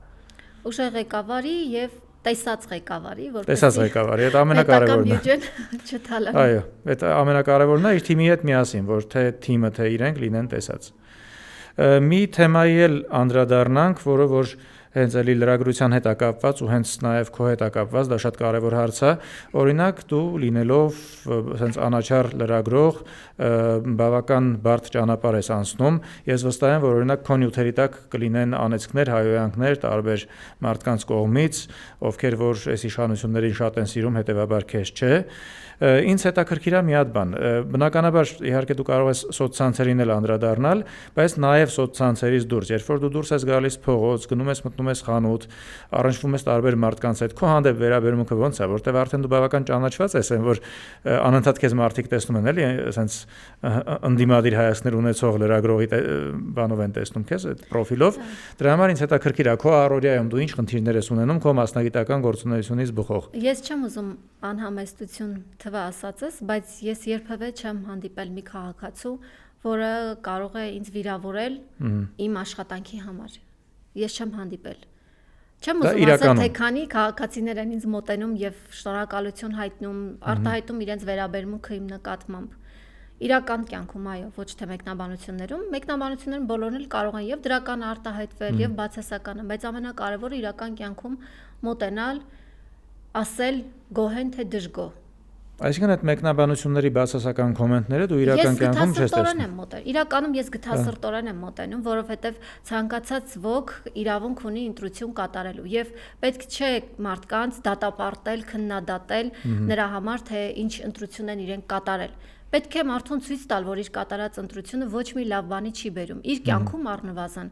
որովհետև դրական փոփոխություն դրանից տեղի չի ունենում։ Եթե մարդուն կարողանում եք դա ճիշտ ճշգրիտ ձևով բացատրել, ուրեմն դուք օգուտ եք տալիս տվյալ քաղաքացուն։ Չպետք է մարդու հետ շփվել եւ պարտադրել, որպեսզի ընդունի այն, ինչ որ դու ես ուզում, որովհետեւ ես ինքս անում եմ այն, ինչ որ ես եմ ուզում։ Բայց մի բան էլ եմ ուզում անդրադառնալ։ Սպառնալիքներ չկան օրինակի համար։ Իհարկե կան։ Կան տարատեսակ սպառնալիքներ։ Օրինակ ինչ, օրինակով։ Որ եթե շարունակես այսպես շատ վատ բաներ տեղի կունենան, քո անձնական կյանքը կհրապարակենք։ Ես իսկապես ցավում եմ այդ մարդկանց համար։ Ու ընդ որում մեկ անգամ չէ, հա, տարբեր ժամանակ, իհարկե, տարբեր ժամանակահատվածներում գրառումներ են անում, շանտաժ են անում, որ ինչ որ տարբեր մարդկանց հետ են կապում, բայց դա ընդհանրապես ես իսկապես ցավում եմ, նախ այդ նյութերը գրողները չունեն անձնական կյանք, չունեն ներքին հանգստություն, իրենք չունեն կյանք առհասարակ եւ համակարգչի հետևից նստած ապրում են իրենց դաժան եւ դժնդակ կյանք։ Բայց իրենք ֆեյք են թե իրական։ Օրինակ մենք անընդհատ լսում ենք ֆեյքերի ֆաբրիկա ենք, չէ, անընդհատ լսում։ Ֆեյք ասվածը ո՞րն է։ Ֆեյքի հետևում մարդ է նստած։ Բայց այդ մարդը կարող է 10 հատ պրոֆիլ ունենա, 10 անունով գրի։ Այդ մարդն է անում։ Եվ այդ 10 պրոֆիլը որ ունի, տվյալ անձը նույն գաղափարը եւ նույն մեկնաբանությունն է գրում տարբեր պրոֆիլներով։ Մեկը copy paste-ով նույն նախադասությունը եղել է որ նույն նախադասությունը տարբեր։ Իդեպ ասեմ, որ վերջին օրերին աննախադեպ թվով ֆեյքեր են ավելացել։ Երբ ստուգում եմ, տեսնում եմ, որ դրանք նոր ֆեյքեր են։ Ինչով է պայմանավորված նախընտրական գործընթացներով։ Իմեջում իմ նյութերի տակ հայտնվել են նոր ֆեյքեր։ Առանց պրոֆիլի, առանց նկարի ու ժամանակագրությունը ցույց է տալիս, որ նոր են բացված ու հիմնականում Նիկոլ Փաշինյանի ռեյտինգի համար են աշխատում։ Օրինակ այդ միլիոնների մասին, միլիարդների մասին, որ գրվեց, դե բոլորը համատարած ասում են, որ դատապարտում էին եւ ասում են ինչու, ով է ձեզ թույլ տվել, որ այդպես ծախսեք պետական բյուջեն։ 1-2 օր հետո հայտնվեցին նոր ֆեյքեր, ովքեր գրում են, որ լավ են արել։ Ով պետք է գրի, որ լավ են արել։ Շատ լավ, Լիա ջան, մի սենց հարց էլ առաջացավ, քանի որ ես ինքս դա նկատել եմ, տենց սոցցանցերում ուշադիր լինելով, այն բանից հետո, երբ որ դու արդեն քո սեփական լրատվամիջոցը հիմնեցիր ու սկսեցիր աշխատել, քո անձի հանդեպ ինչ որ ագրեսիա սկսվեց, ինչ որ վատ բաներ են գրում քո մասին, վարկաբեկող բաներ են փորձում գրել, քո անվան հետ խաղալ։ Օրինակ, այդ մասով ինչ կասես, ովքեր են այդ մարդիկ, ինչի են տենց բան անում, որտեվ դու ամեն դեպքում պաշտոնյա ես, լրագրող ես, քո գործն ես անում, կարող է ինչ որ սուր հարցեր տաս, սուր հոդվածներ գրես կամ ինչ որ բաներ բացահայտես, բայց ինչի համար է դա տենց այդ դաշտ տեղափոխվել։ Դա ինչպես նշեցիր արդեն, Տիգրան, իմ լրատվամիջոցը բացելուց հետո է սկսվել այդ ամենը։ Պարզավոր մասնագիտական խանդ է եւ ինչ որ մարդիկ ինչ որ տեղ նստած չարանում են, չեն ուզում կամ առնվազն չեն տեղավորվում այն մտքի մեջ, որ կարող է ինչ որ մի լրագրող լրատվամիջոց բացել։ Ես իսկապես այդ մարդկանց խղճում եմ, ցավում եմ իրենց համար։ Չեմ էլ փորձում իմանալ, չեմ էլ փորձում հետաքրքրվել, ովքեր են, ինչի են անում, ինչ նպատակ է հետապնդում, որովհետև ես գիտեմ, որ այո, նախանձելի եմ, միայնակ աղջիկ, ով բացել է իր լրատվամիջոցը եւ ցանկանում է առաջ գնալ, եւ իմ հետևում չկան կանգնած տարբեր օլիգարխներ եւ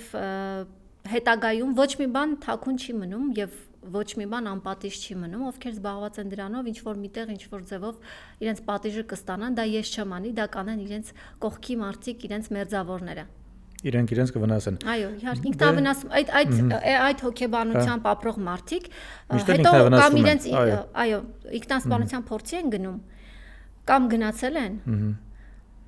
կամ էլ ինչ որ մի ձևով իրենց կվնասեն ու կմաքրեն հասարակությունը։ Դե ես մեր զրույցի սկզբում էլ հենց ասացի, որ քոնը բավական sense հաջողության պատմություն է, տարբեր լրատվամիջոցներում աշխատելուց հետո դու արդեն ունես քո սեփական լրատվականը։ Իդեպ աշխատողներ ունես, թե դեռ մենակ ես ամեն ինչ անում, հա։ Հա, դա էլ արդեն մանավանդ արդեն ստեղծել ես աշխատատեղեր, մարդիկ երիտասարդ լրագրողներ են քո մոտ աշխատում։ Իմ ընկերներն են օգնում, ովքեր հասկանում են գործից։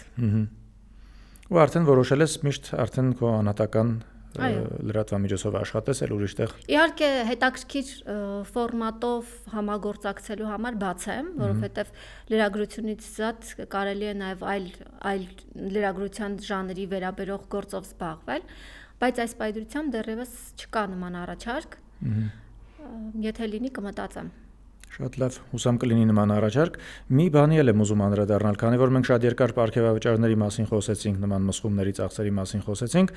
իմ ձեռքի տակ էլ sense մի հատ տվյալ կա, որ օրինակի համար Նիկոլ Փաշինյանին սպասարկող, վարչապետին սպասարկող, իրենց կարծեմ Դաչան սպասարկող երևի էլի, եթե սխալ չասեմ։ Առանձնատունը որտեղ ապրում են։ Առանձնատունը որտեղ ապրում են, այո, կառավարական ամառանոցը սպասարկող խոհարարական անձնակազմի միայն համազգեստները, ես ունեմ տենց ինֆորմացիա, որ 80 միլիոն դրամ է նստել։ Այսինքն գումարները այսպես հետաքրքիր ձևի են ծախսվում, որովհետև եթե օրինակ ցախավելին կարող են միլիոնավոր դրամներ տալ։ Երևանի քաղաքապետարանը ցախավելին միլիոնավոր դրամներ։ Եթե թռնող ցախավելներ են, հետագայում մենք տեսանք, որ այդ ցախավելները սանմաքրման աշխատակիցները կապել են ինչ-որ շորով եւ առնվազն ոչ մարդկային վերաբերմունք է, հա, աշխատակիցների նկատմամբ, ու այդ թվերը, որ ասում եք, զարմանալի չէ։ Հա, տենց ծախսերը շատ են, անընդհատ ինչ-որ բաներ լսում ենք։ Ուղղակի գիտեք ինչն է հետաքրքիր։ Իշխանության ներկայացուցիչները այնպեսի տպավորություն, որ չեն կշտանում։ Նիկոլ Փաշինյանը իր ընտանիքի անդամների հետ, իհարկե նաև այլ պաշտոնատար անձինք եւս, Ալեն Սիմոնյանը, Արարատ Միրզոյանը եւ այլն։ Նիկոլ Փաշինյանը իր ընտանիքի անդամների հետ ապրում է կառավարական ամառանոցում եւ բոլոր ծախսերը, իրենց սկսած առողջական ծախսերից, տեղափոխումից, ցանկացած երկիր գործողում գնալուց,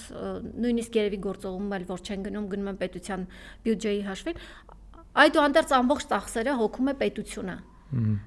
Իրենք նույնիսկ խանութից ինչ որ մի բան առնելիս իրենք չեն առնում են աշխատակիցները կառավարական ամառանոցի։ Այսինքն այդքան գումար, որ ձեզ վրա ծախսվում է պետական բյուջեից, դրան գումարած դուք ստանում եք աշխատավարձ պարոն Փաշինյան։ Դրան պլյուս ստանում եք պարտքի անկախություն է դա։ Այն մարդկանց նկատմամբ, որոնց 2018 թվականին խաբել եք, ասել եք, որ գալիս ենք։ Դե մենք խոսում ենք այն թվերի մասին, որոնք հրապարակված են։ Իհարկե ունեն, որովհետև նման կասկածներ էլ կան, ճիշտ է, իրենք շփվեցին, բայց օրինակ տենց խոսակցություններ էլ գնաց մի սուպերմարկետների ցանցի պահով, որ օրինակի համար դա իրենց ընտանիքին է պատկանում։ Իհարկե շղթվեց դա, բայց դեռևս մենք սովորենք, որ շղթվելը շատ բան չի նշանակում։ Իհարկե մենք այստեղ նստած ոչ կարող ենք հաստատել, ոչ էլ հերքել, բայց խոսակցությունները կան, որով որ երևի առանց պատճառի չի լինում, ինչ որ մի բան կա գուցե, որ այդ խոսակցությունները կան։ Ինձ մի sense հարց է հետաքրքրում, ուժեղ պետություն դառնալու հիմքերը, ինչ է մեզ պետք դրա համար, քանի որ առաջիկայում նաև ընտրություններ են լինելու մի քանի ամիս հետո, օրինակ ոնց անենք, որ դառնանք ուժեղ պետություն, որովհետև սպառնալիքներ են անդադ հնչում իբր խաղաղություն ենք հաստատում, բայց օրինակ նույն Ադրբեջանի ղեկավարը նորից սպառնալիքները հնչեցրել է, այս դեպքում ոնց անենք, որ մենք ուժեղ պետություն դառնանք, որպեսզի վախենան մեզ սպառնալ։ Շատ կարևոր է դա։ Նախ պետք չէ թշնամի լինել որևէ մեկի հետ։ Հարևանի հետ երկար թշնամություն անել պետք չէ։ Պետք է ընդհանրապես հեռու մնալ։ Չեմ ասում ընկերություն անել, սուրճ խմել, պետք է հեռու մնալ։ Եթե մենք լեզու չենք գտնում եւ մենք շահերի բախում ունենք, պետք է հեռու մնալ։ Բայց ոնց եթե հարևան ենք, չէ, կպած ենք իրար, սահմանակից ենք։ Ես ընդհանուր լեզու չեմ կարողանում գտնել իմ հարևանի հետ։ Մենք չունենք ընդհանուր հետաքրքրություններ։ Ինչու պետք է շփվեմ իր հետ։ Դե հիմա իրենք բերում են փաստարկներ, որ ճանապարհներ են բացվում, տնտեսություն կզարգանա։ Ես չեմ կարծում, որ մեզնից որևէ մեկը դեմ է, որ խաղաղություն լինի, բայց այդ խաղաղությունը կար մինչև 18 թվականը։ Հիմա երբ որ իրենց գալուց հետո պատերազմ է եղել, զոհեր ենք ունեցել,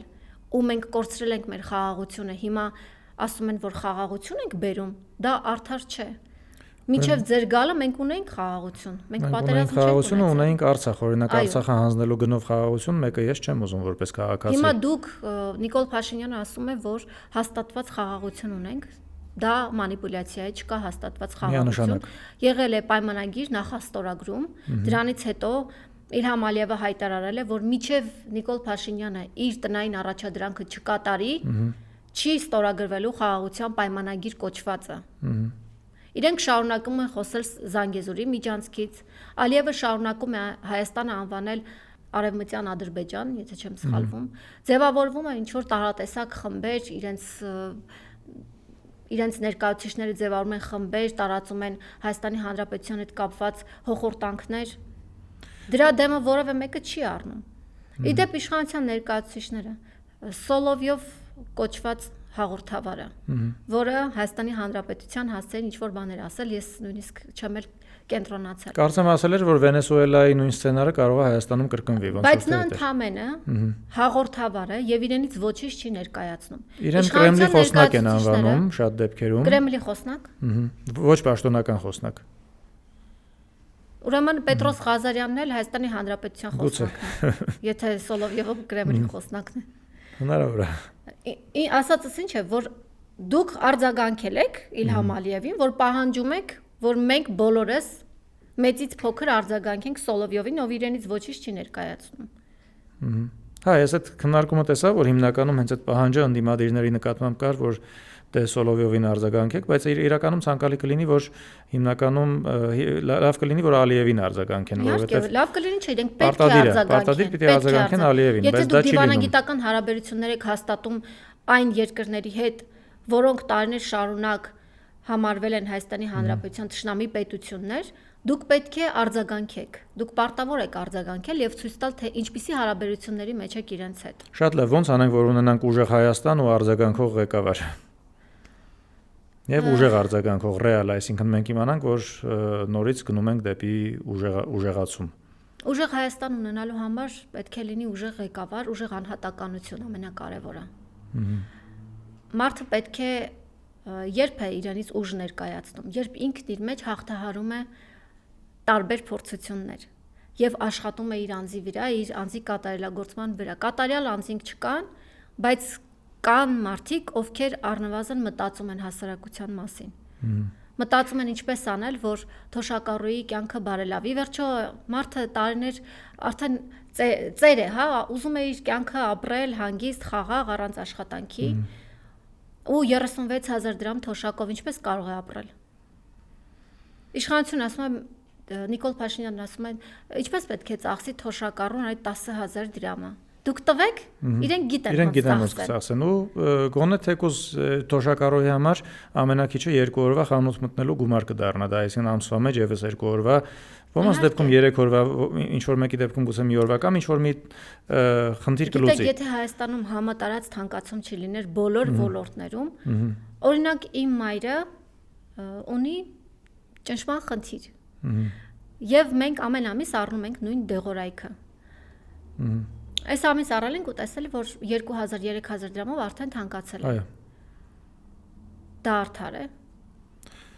Արդար կլինի այն ժամանակ, երբ որ թոշակներն ու աշխատավարձերը համապատասխանեն այդ թանկացումներին, քանի որ չեն համապատասխանում, բնականաբար բոլոր ոլորտներում է այդպես։ Հեղուկ գազի շուկայում վերահսկողություն չկա։ Չկա, որովհետև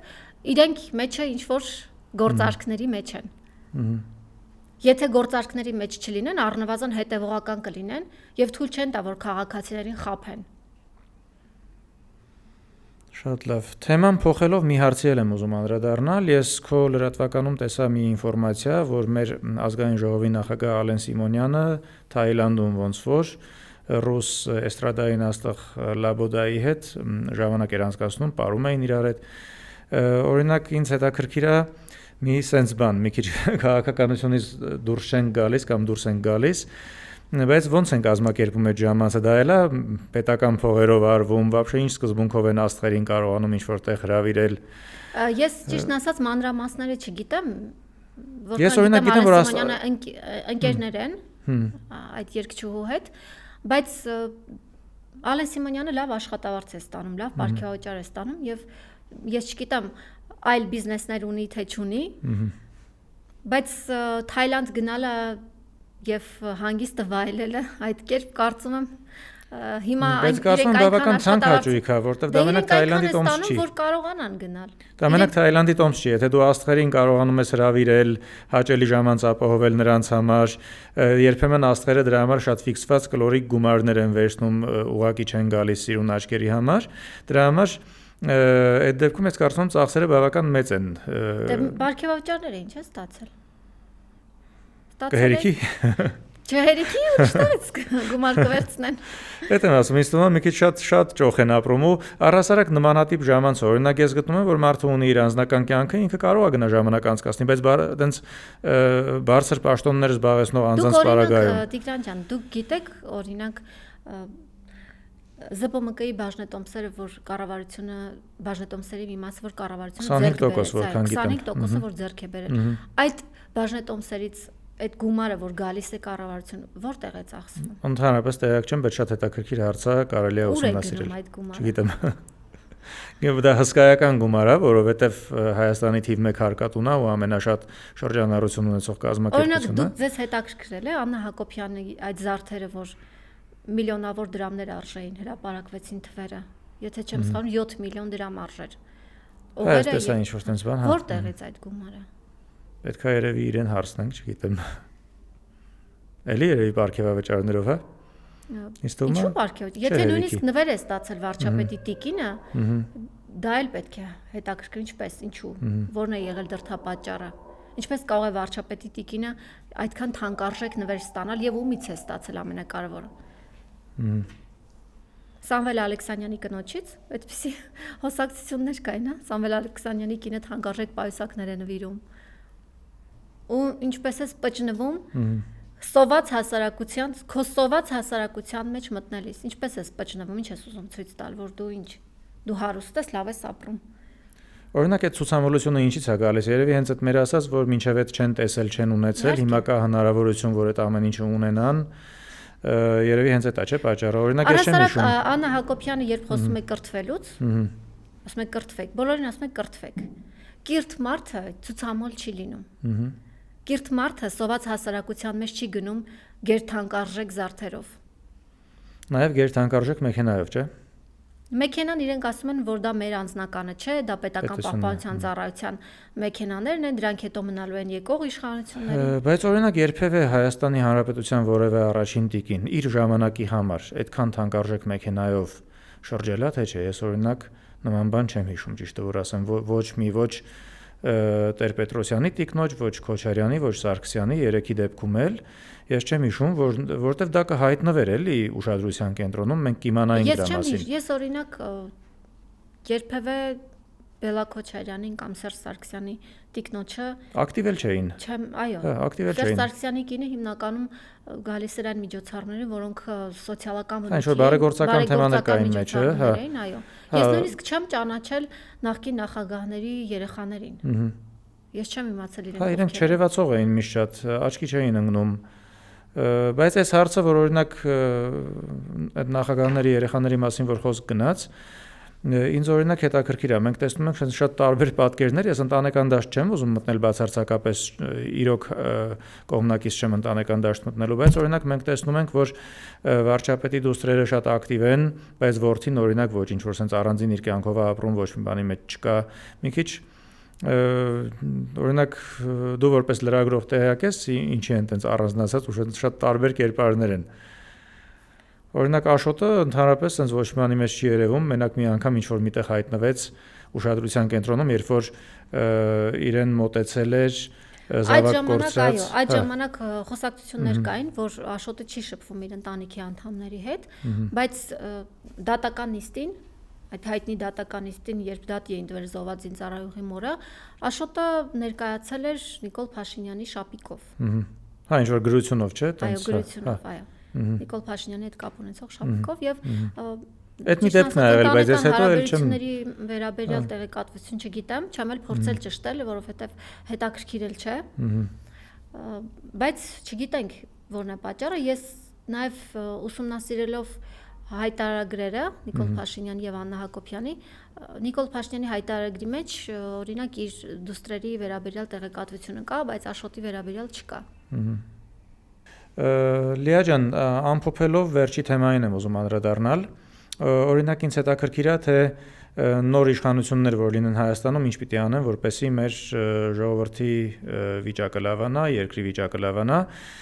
Ես sense իմ տեսակետը կասեմ իմ դիտարկումների հիման վրա,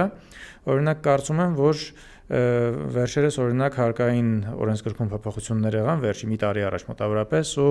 օրինակ շրջանառության հարկը կրկնապատկվեց, էլի հարկեր բարձրացան, որը բավական լուրջ խնդիրներ ստեղծեց միջին ու փոքր ձեռնարկատերերի համար։ Օրինակ չես կարծում, որ այդ հարցին պիտի լուծում տրվի նորից բերվի հին տեսքին, այսինքն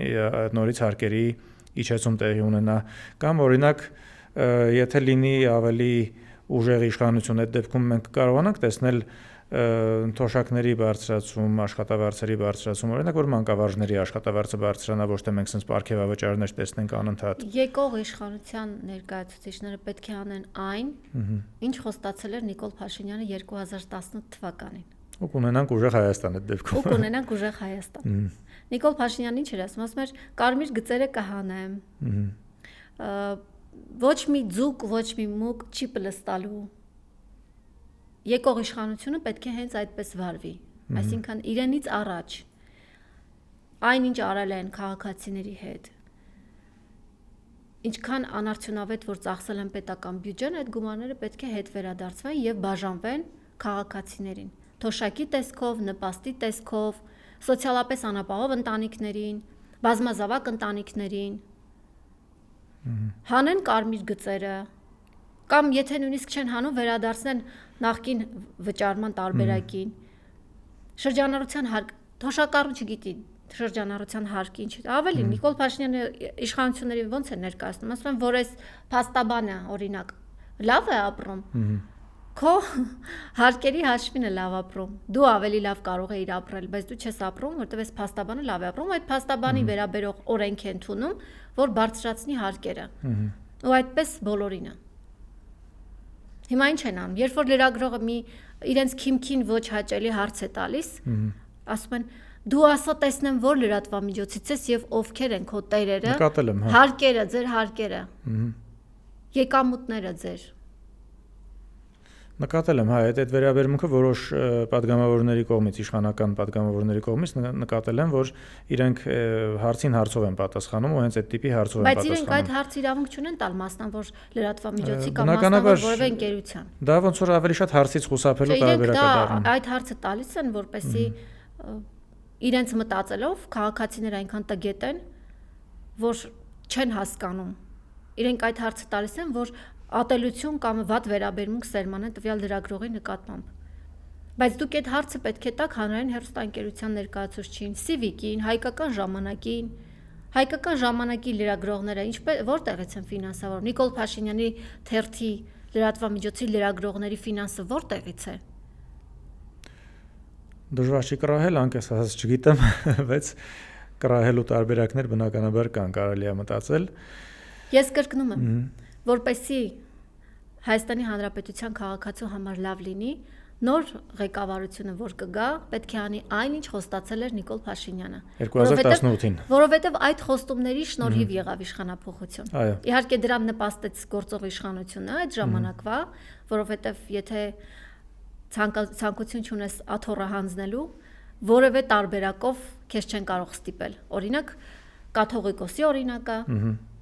ամենայն հայոց կաթողիկոսին ամենավերջին սպառնալիքներն են հնչեցնում ու շանտաժ են անում։ Բայց ամուր այդ աթոռին նստած է, որովհետև իրեն ընտրել են ՑՄԱ, որպեսզի ինքը ՑՄԱ նստի այդ աթոռին։ Եվ ինքը ունի հանրային պատասխանատվություն։ Կաթողիկոսի օրինակը բավական ուժեղ է։ Մի հատ առանձին մեծ թեմա է իհարկե դա։ Կարծում եմ ամեն ինչ քննարկեցինք, ահագին հետաքրքիր զրույց ունեցանք, մանավանդ ես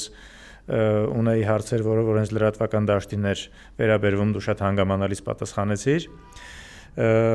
Այսքանով ավարտենք մեր զրույցը, շնորհակալություն հրավերը ընդունելու համար եւ ուժեղ ոդքասթներ մեր եթերում։ Մենք նորից անպայման կհանդիպենք։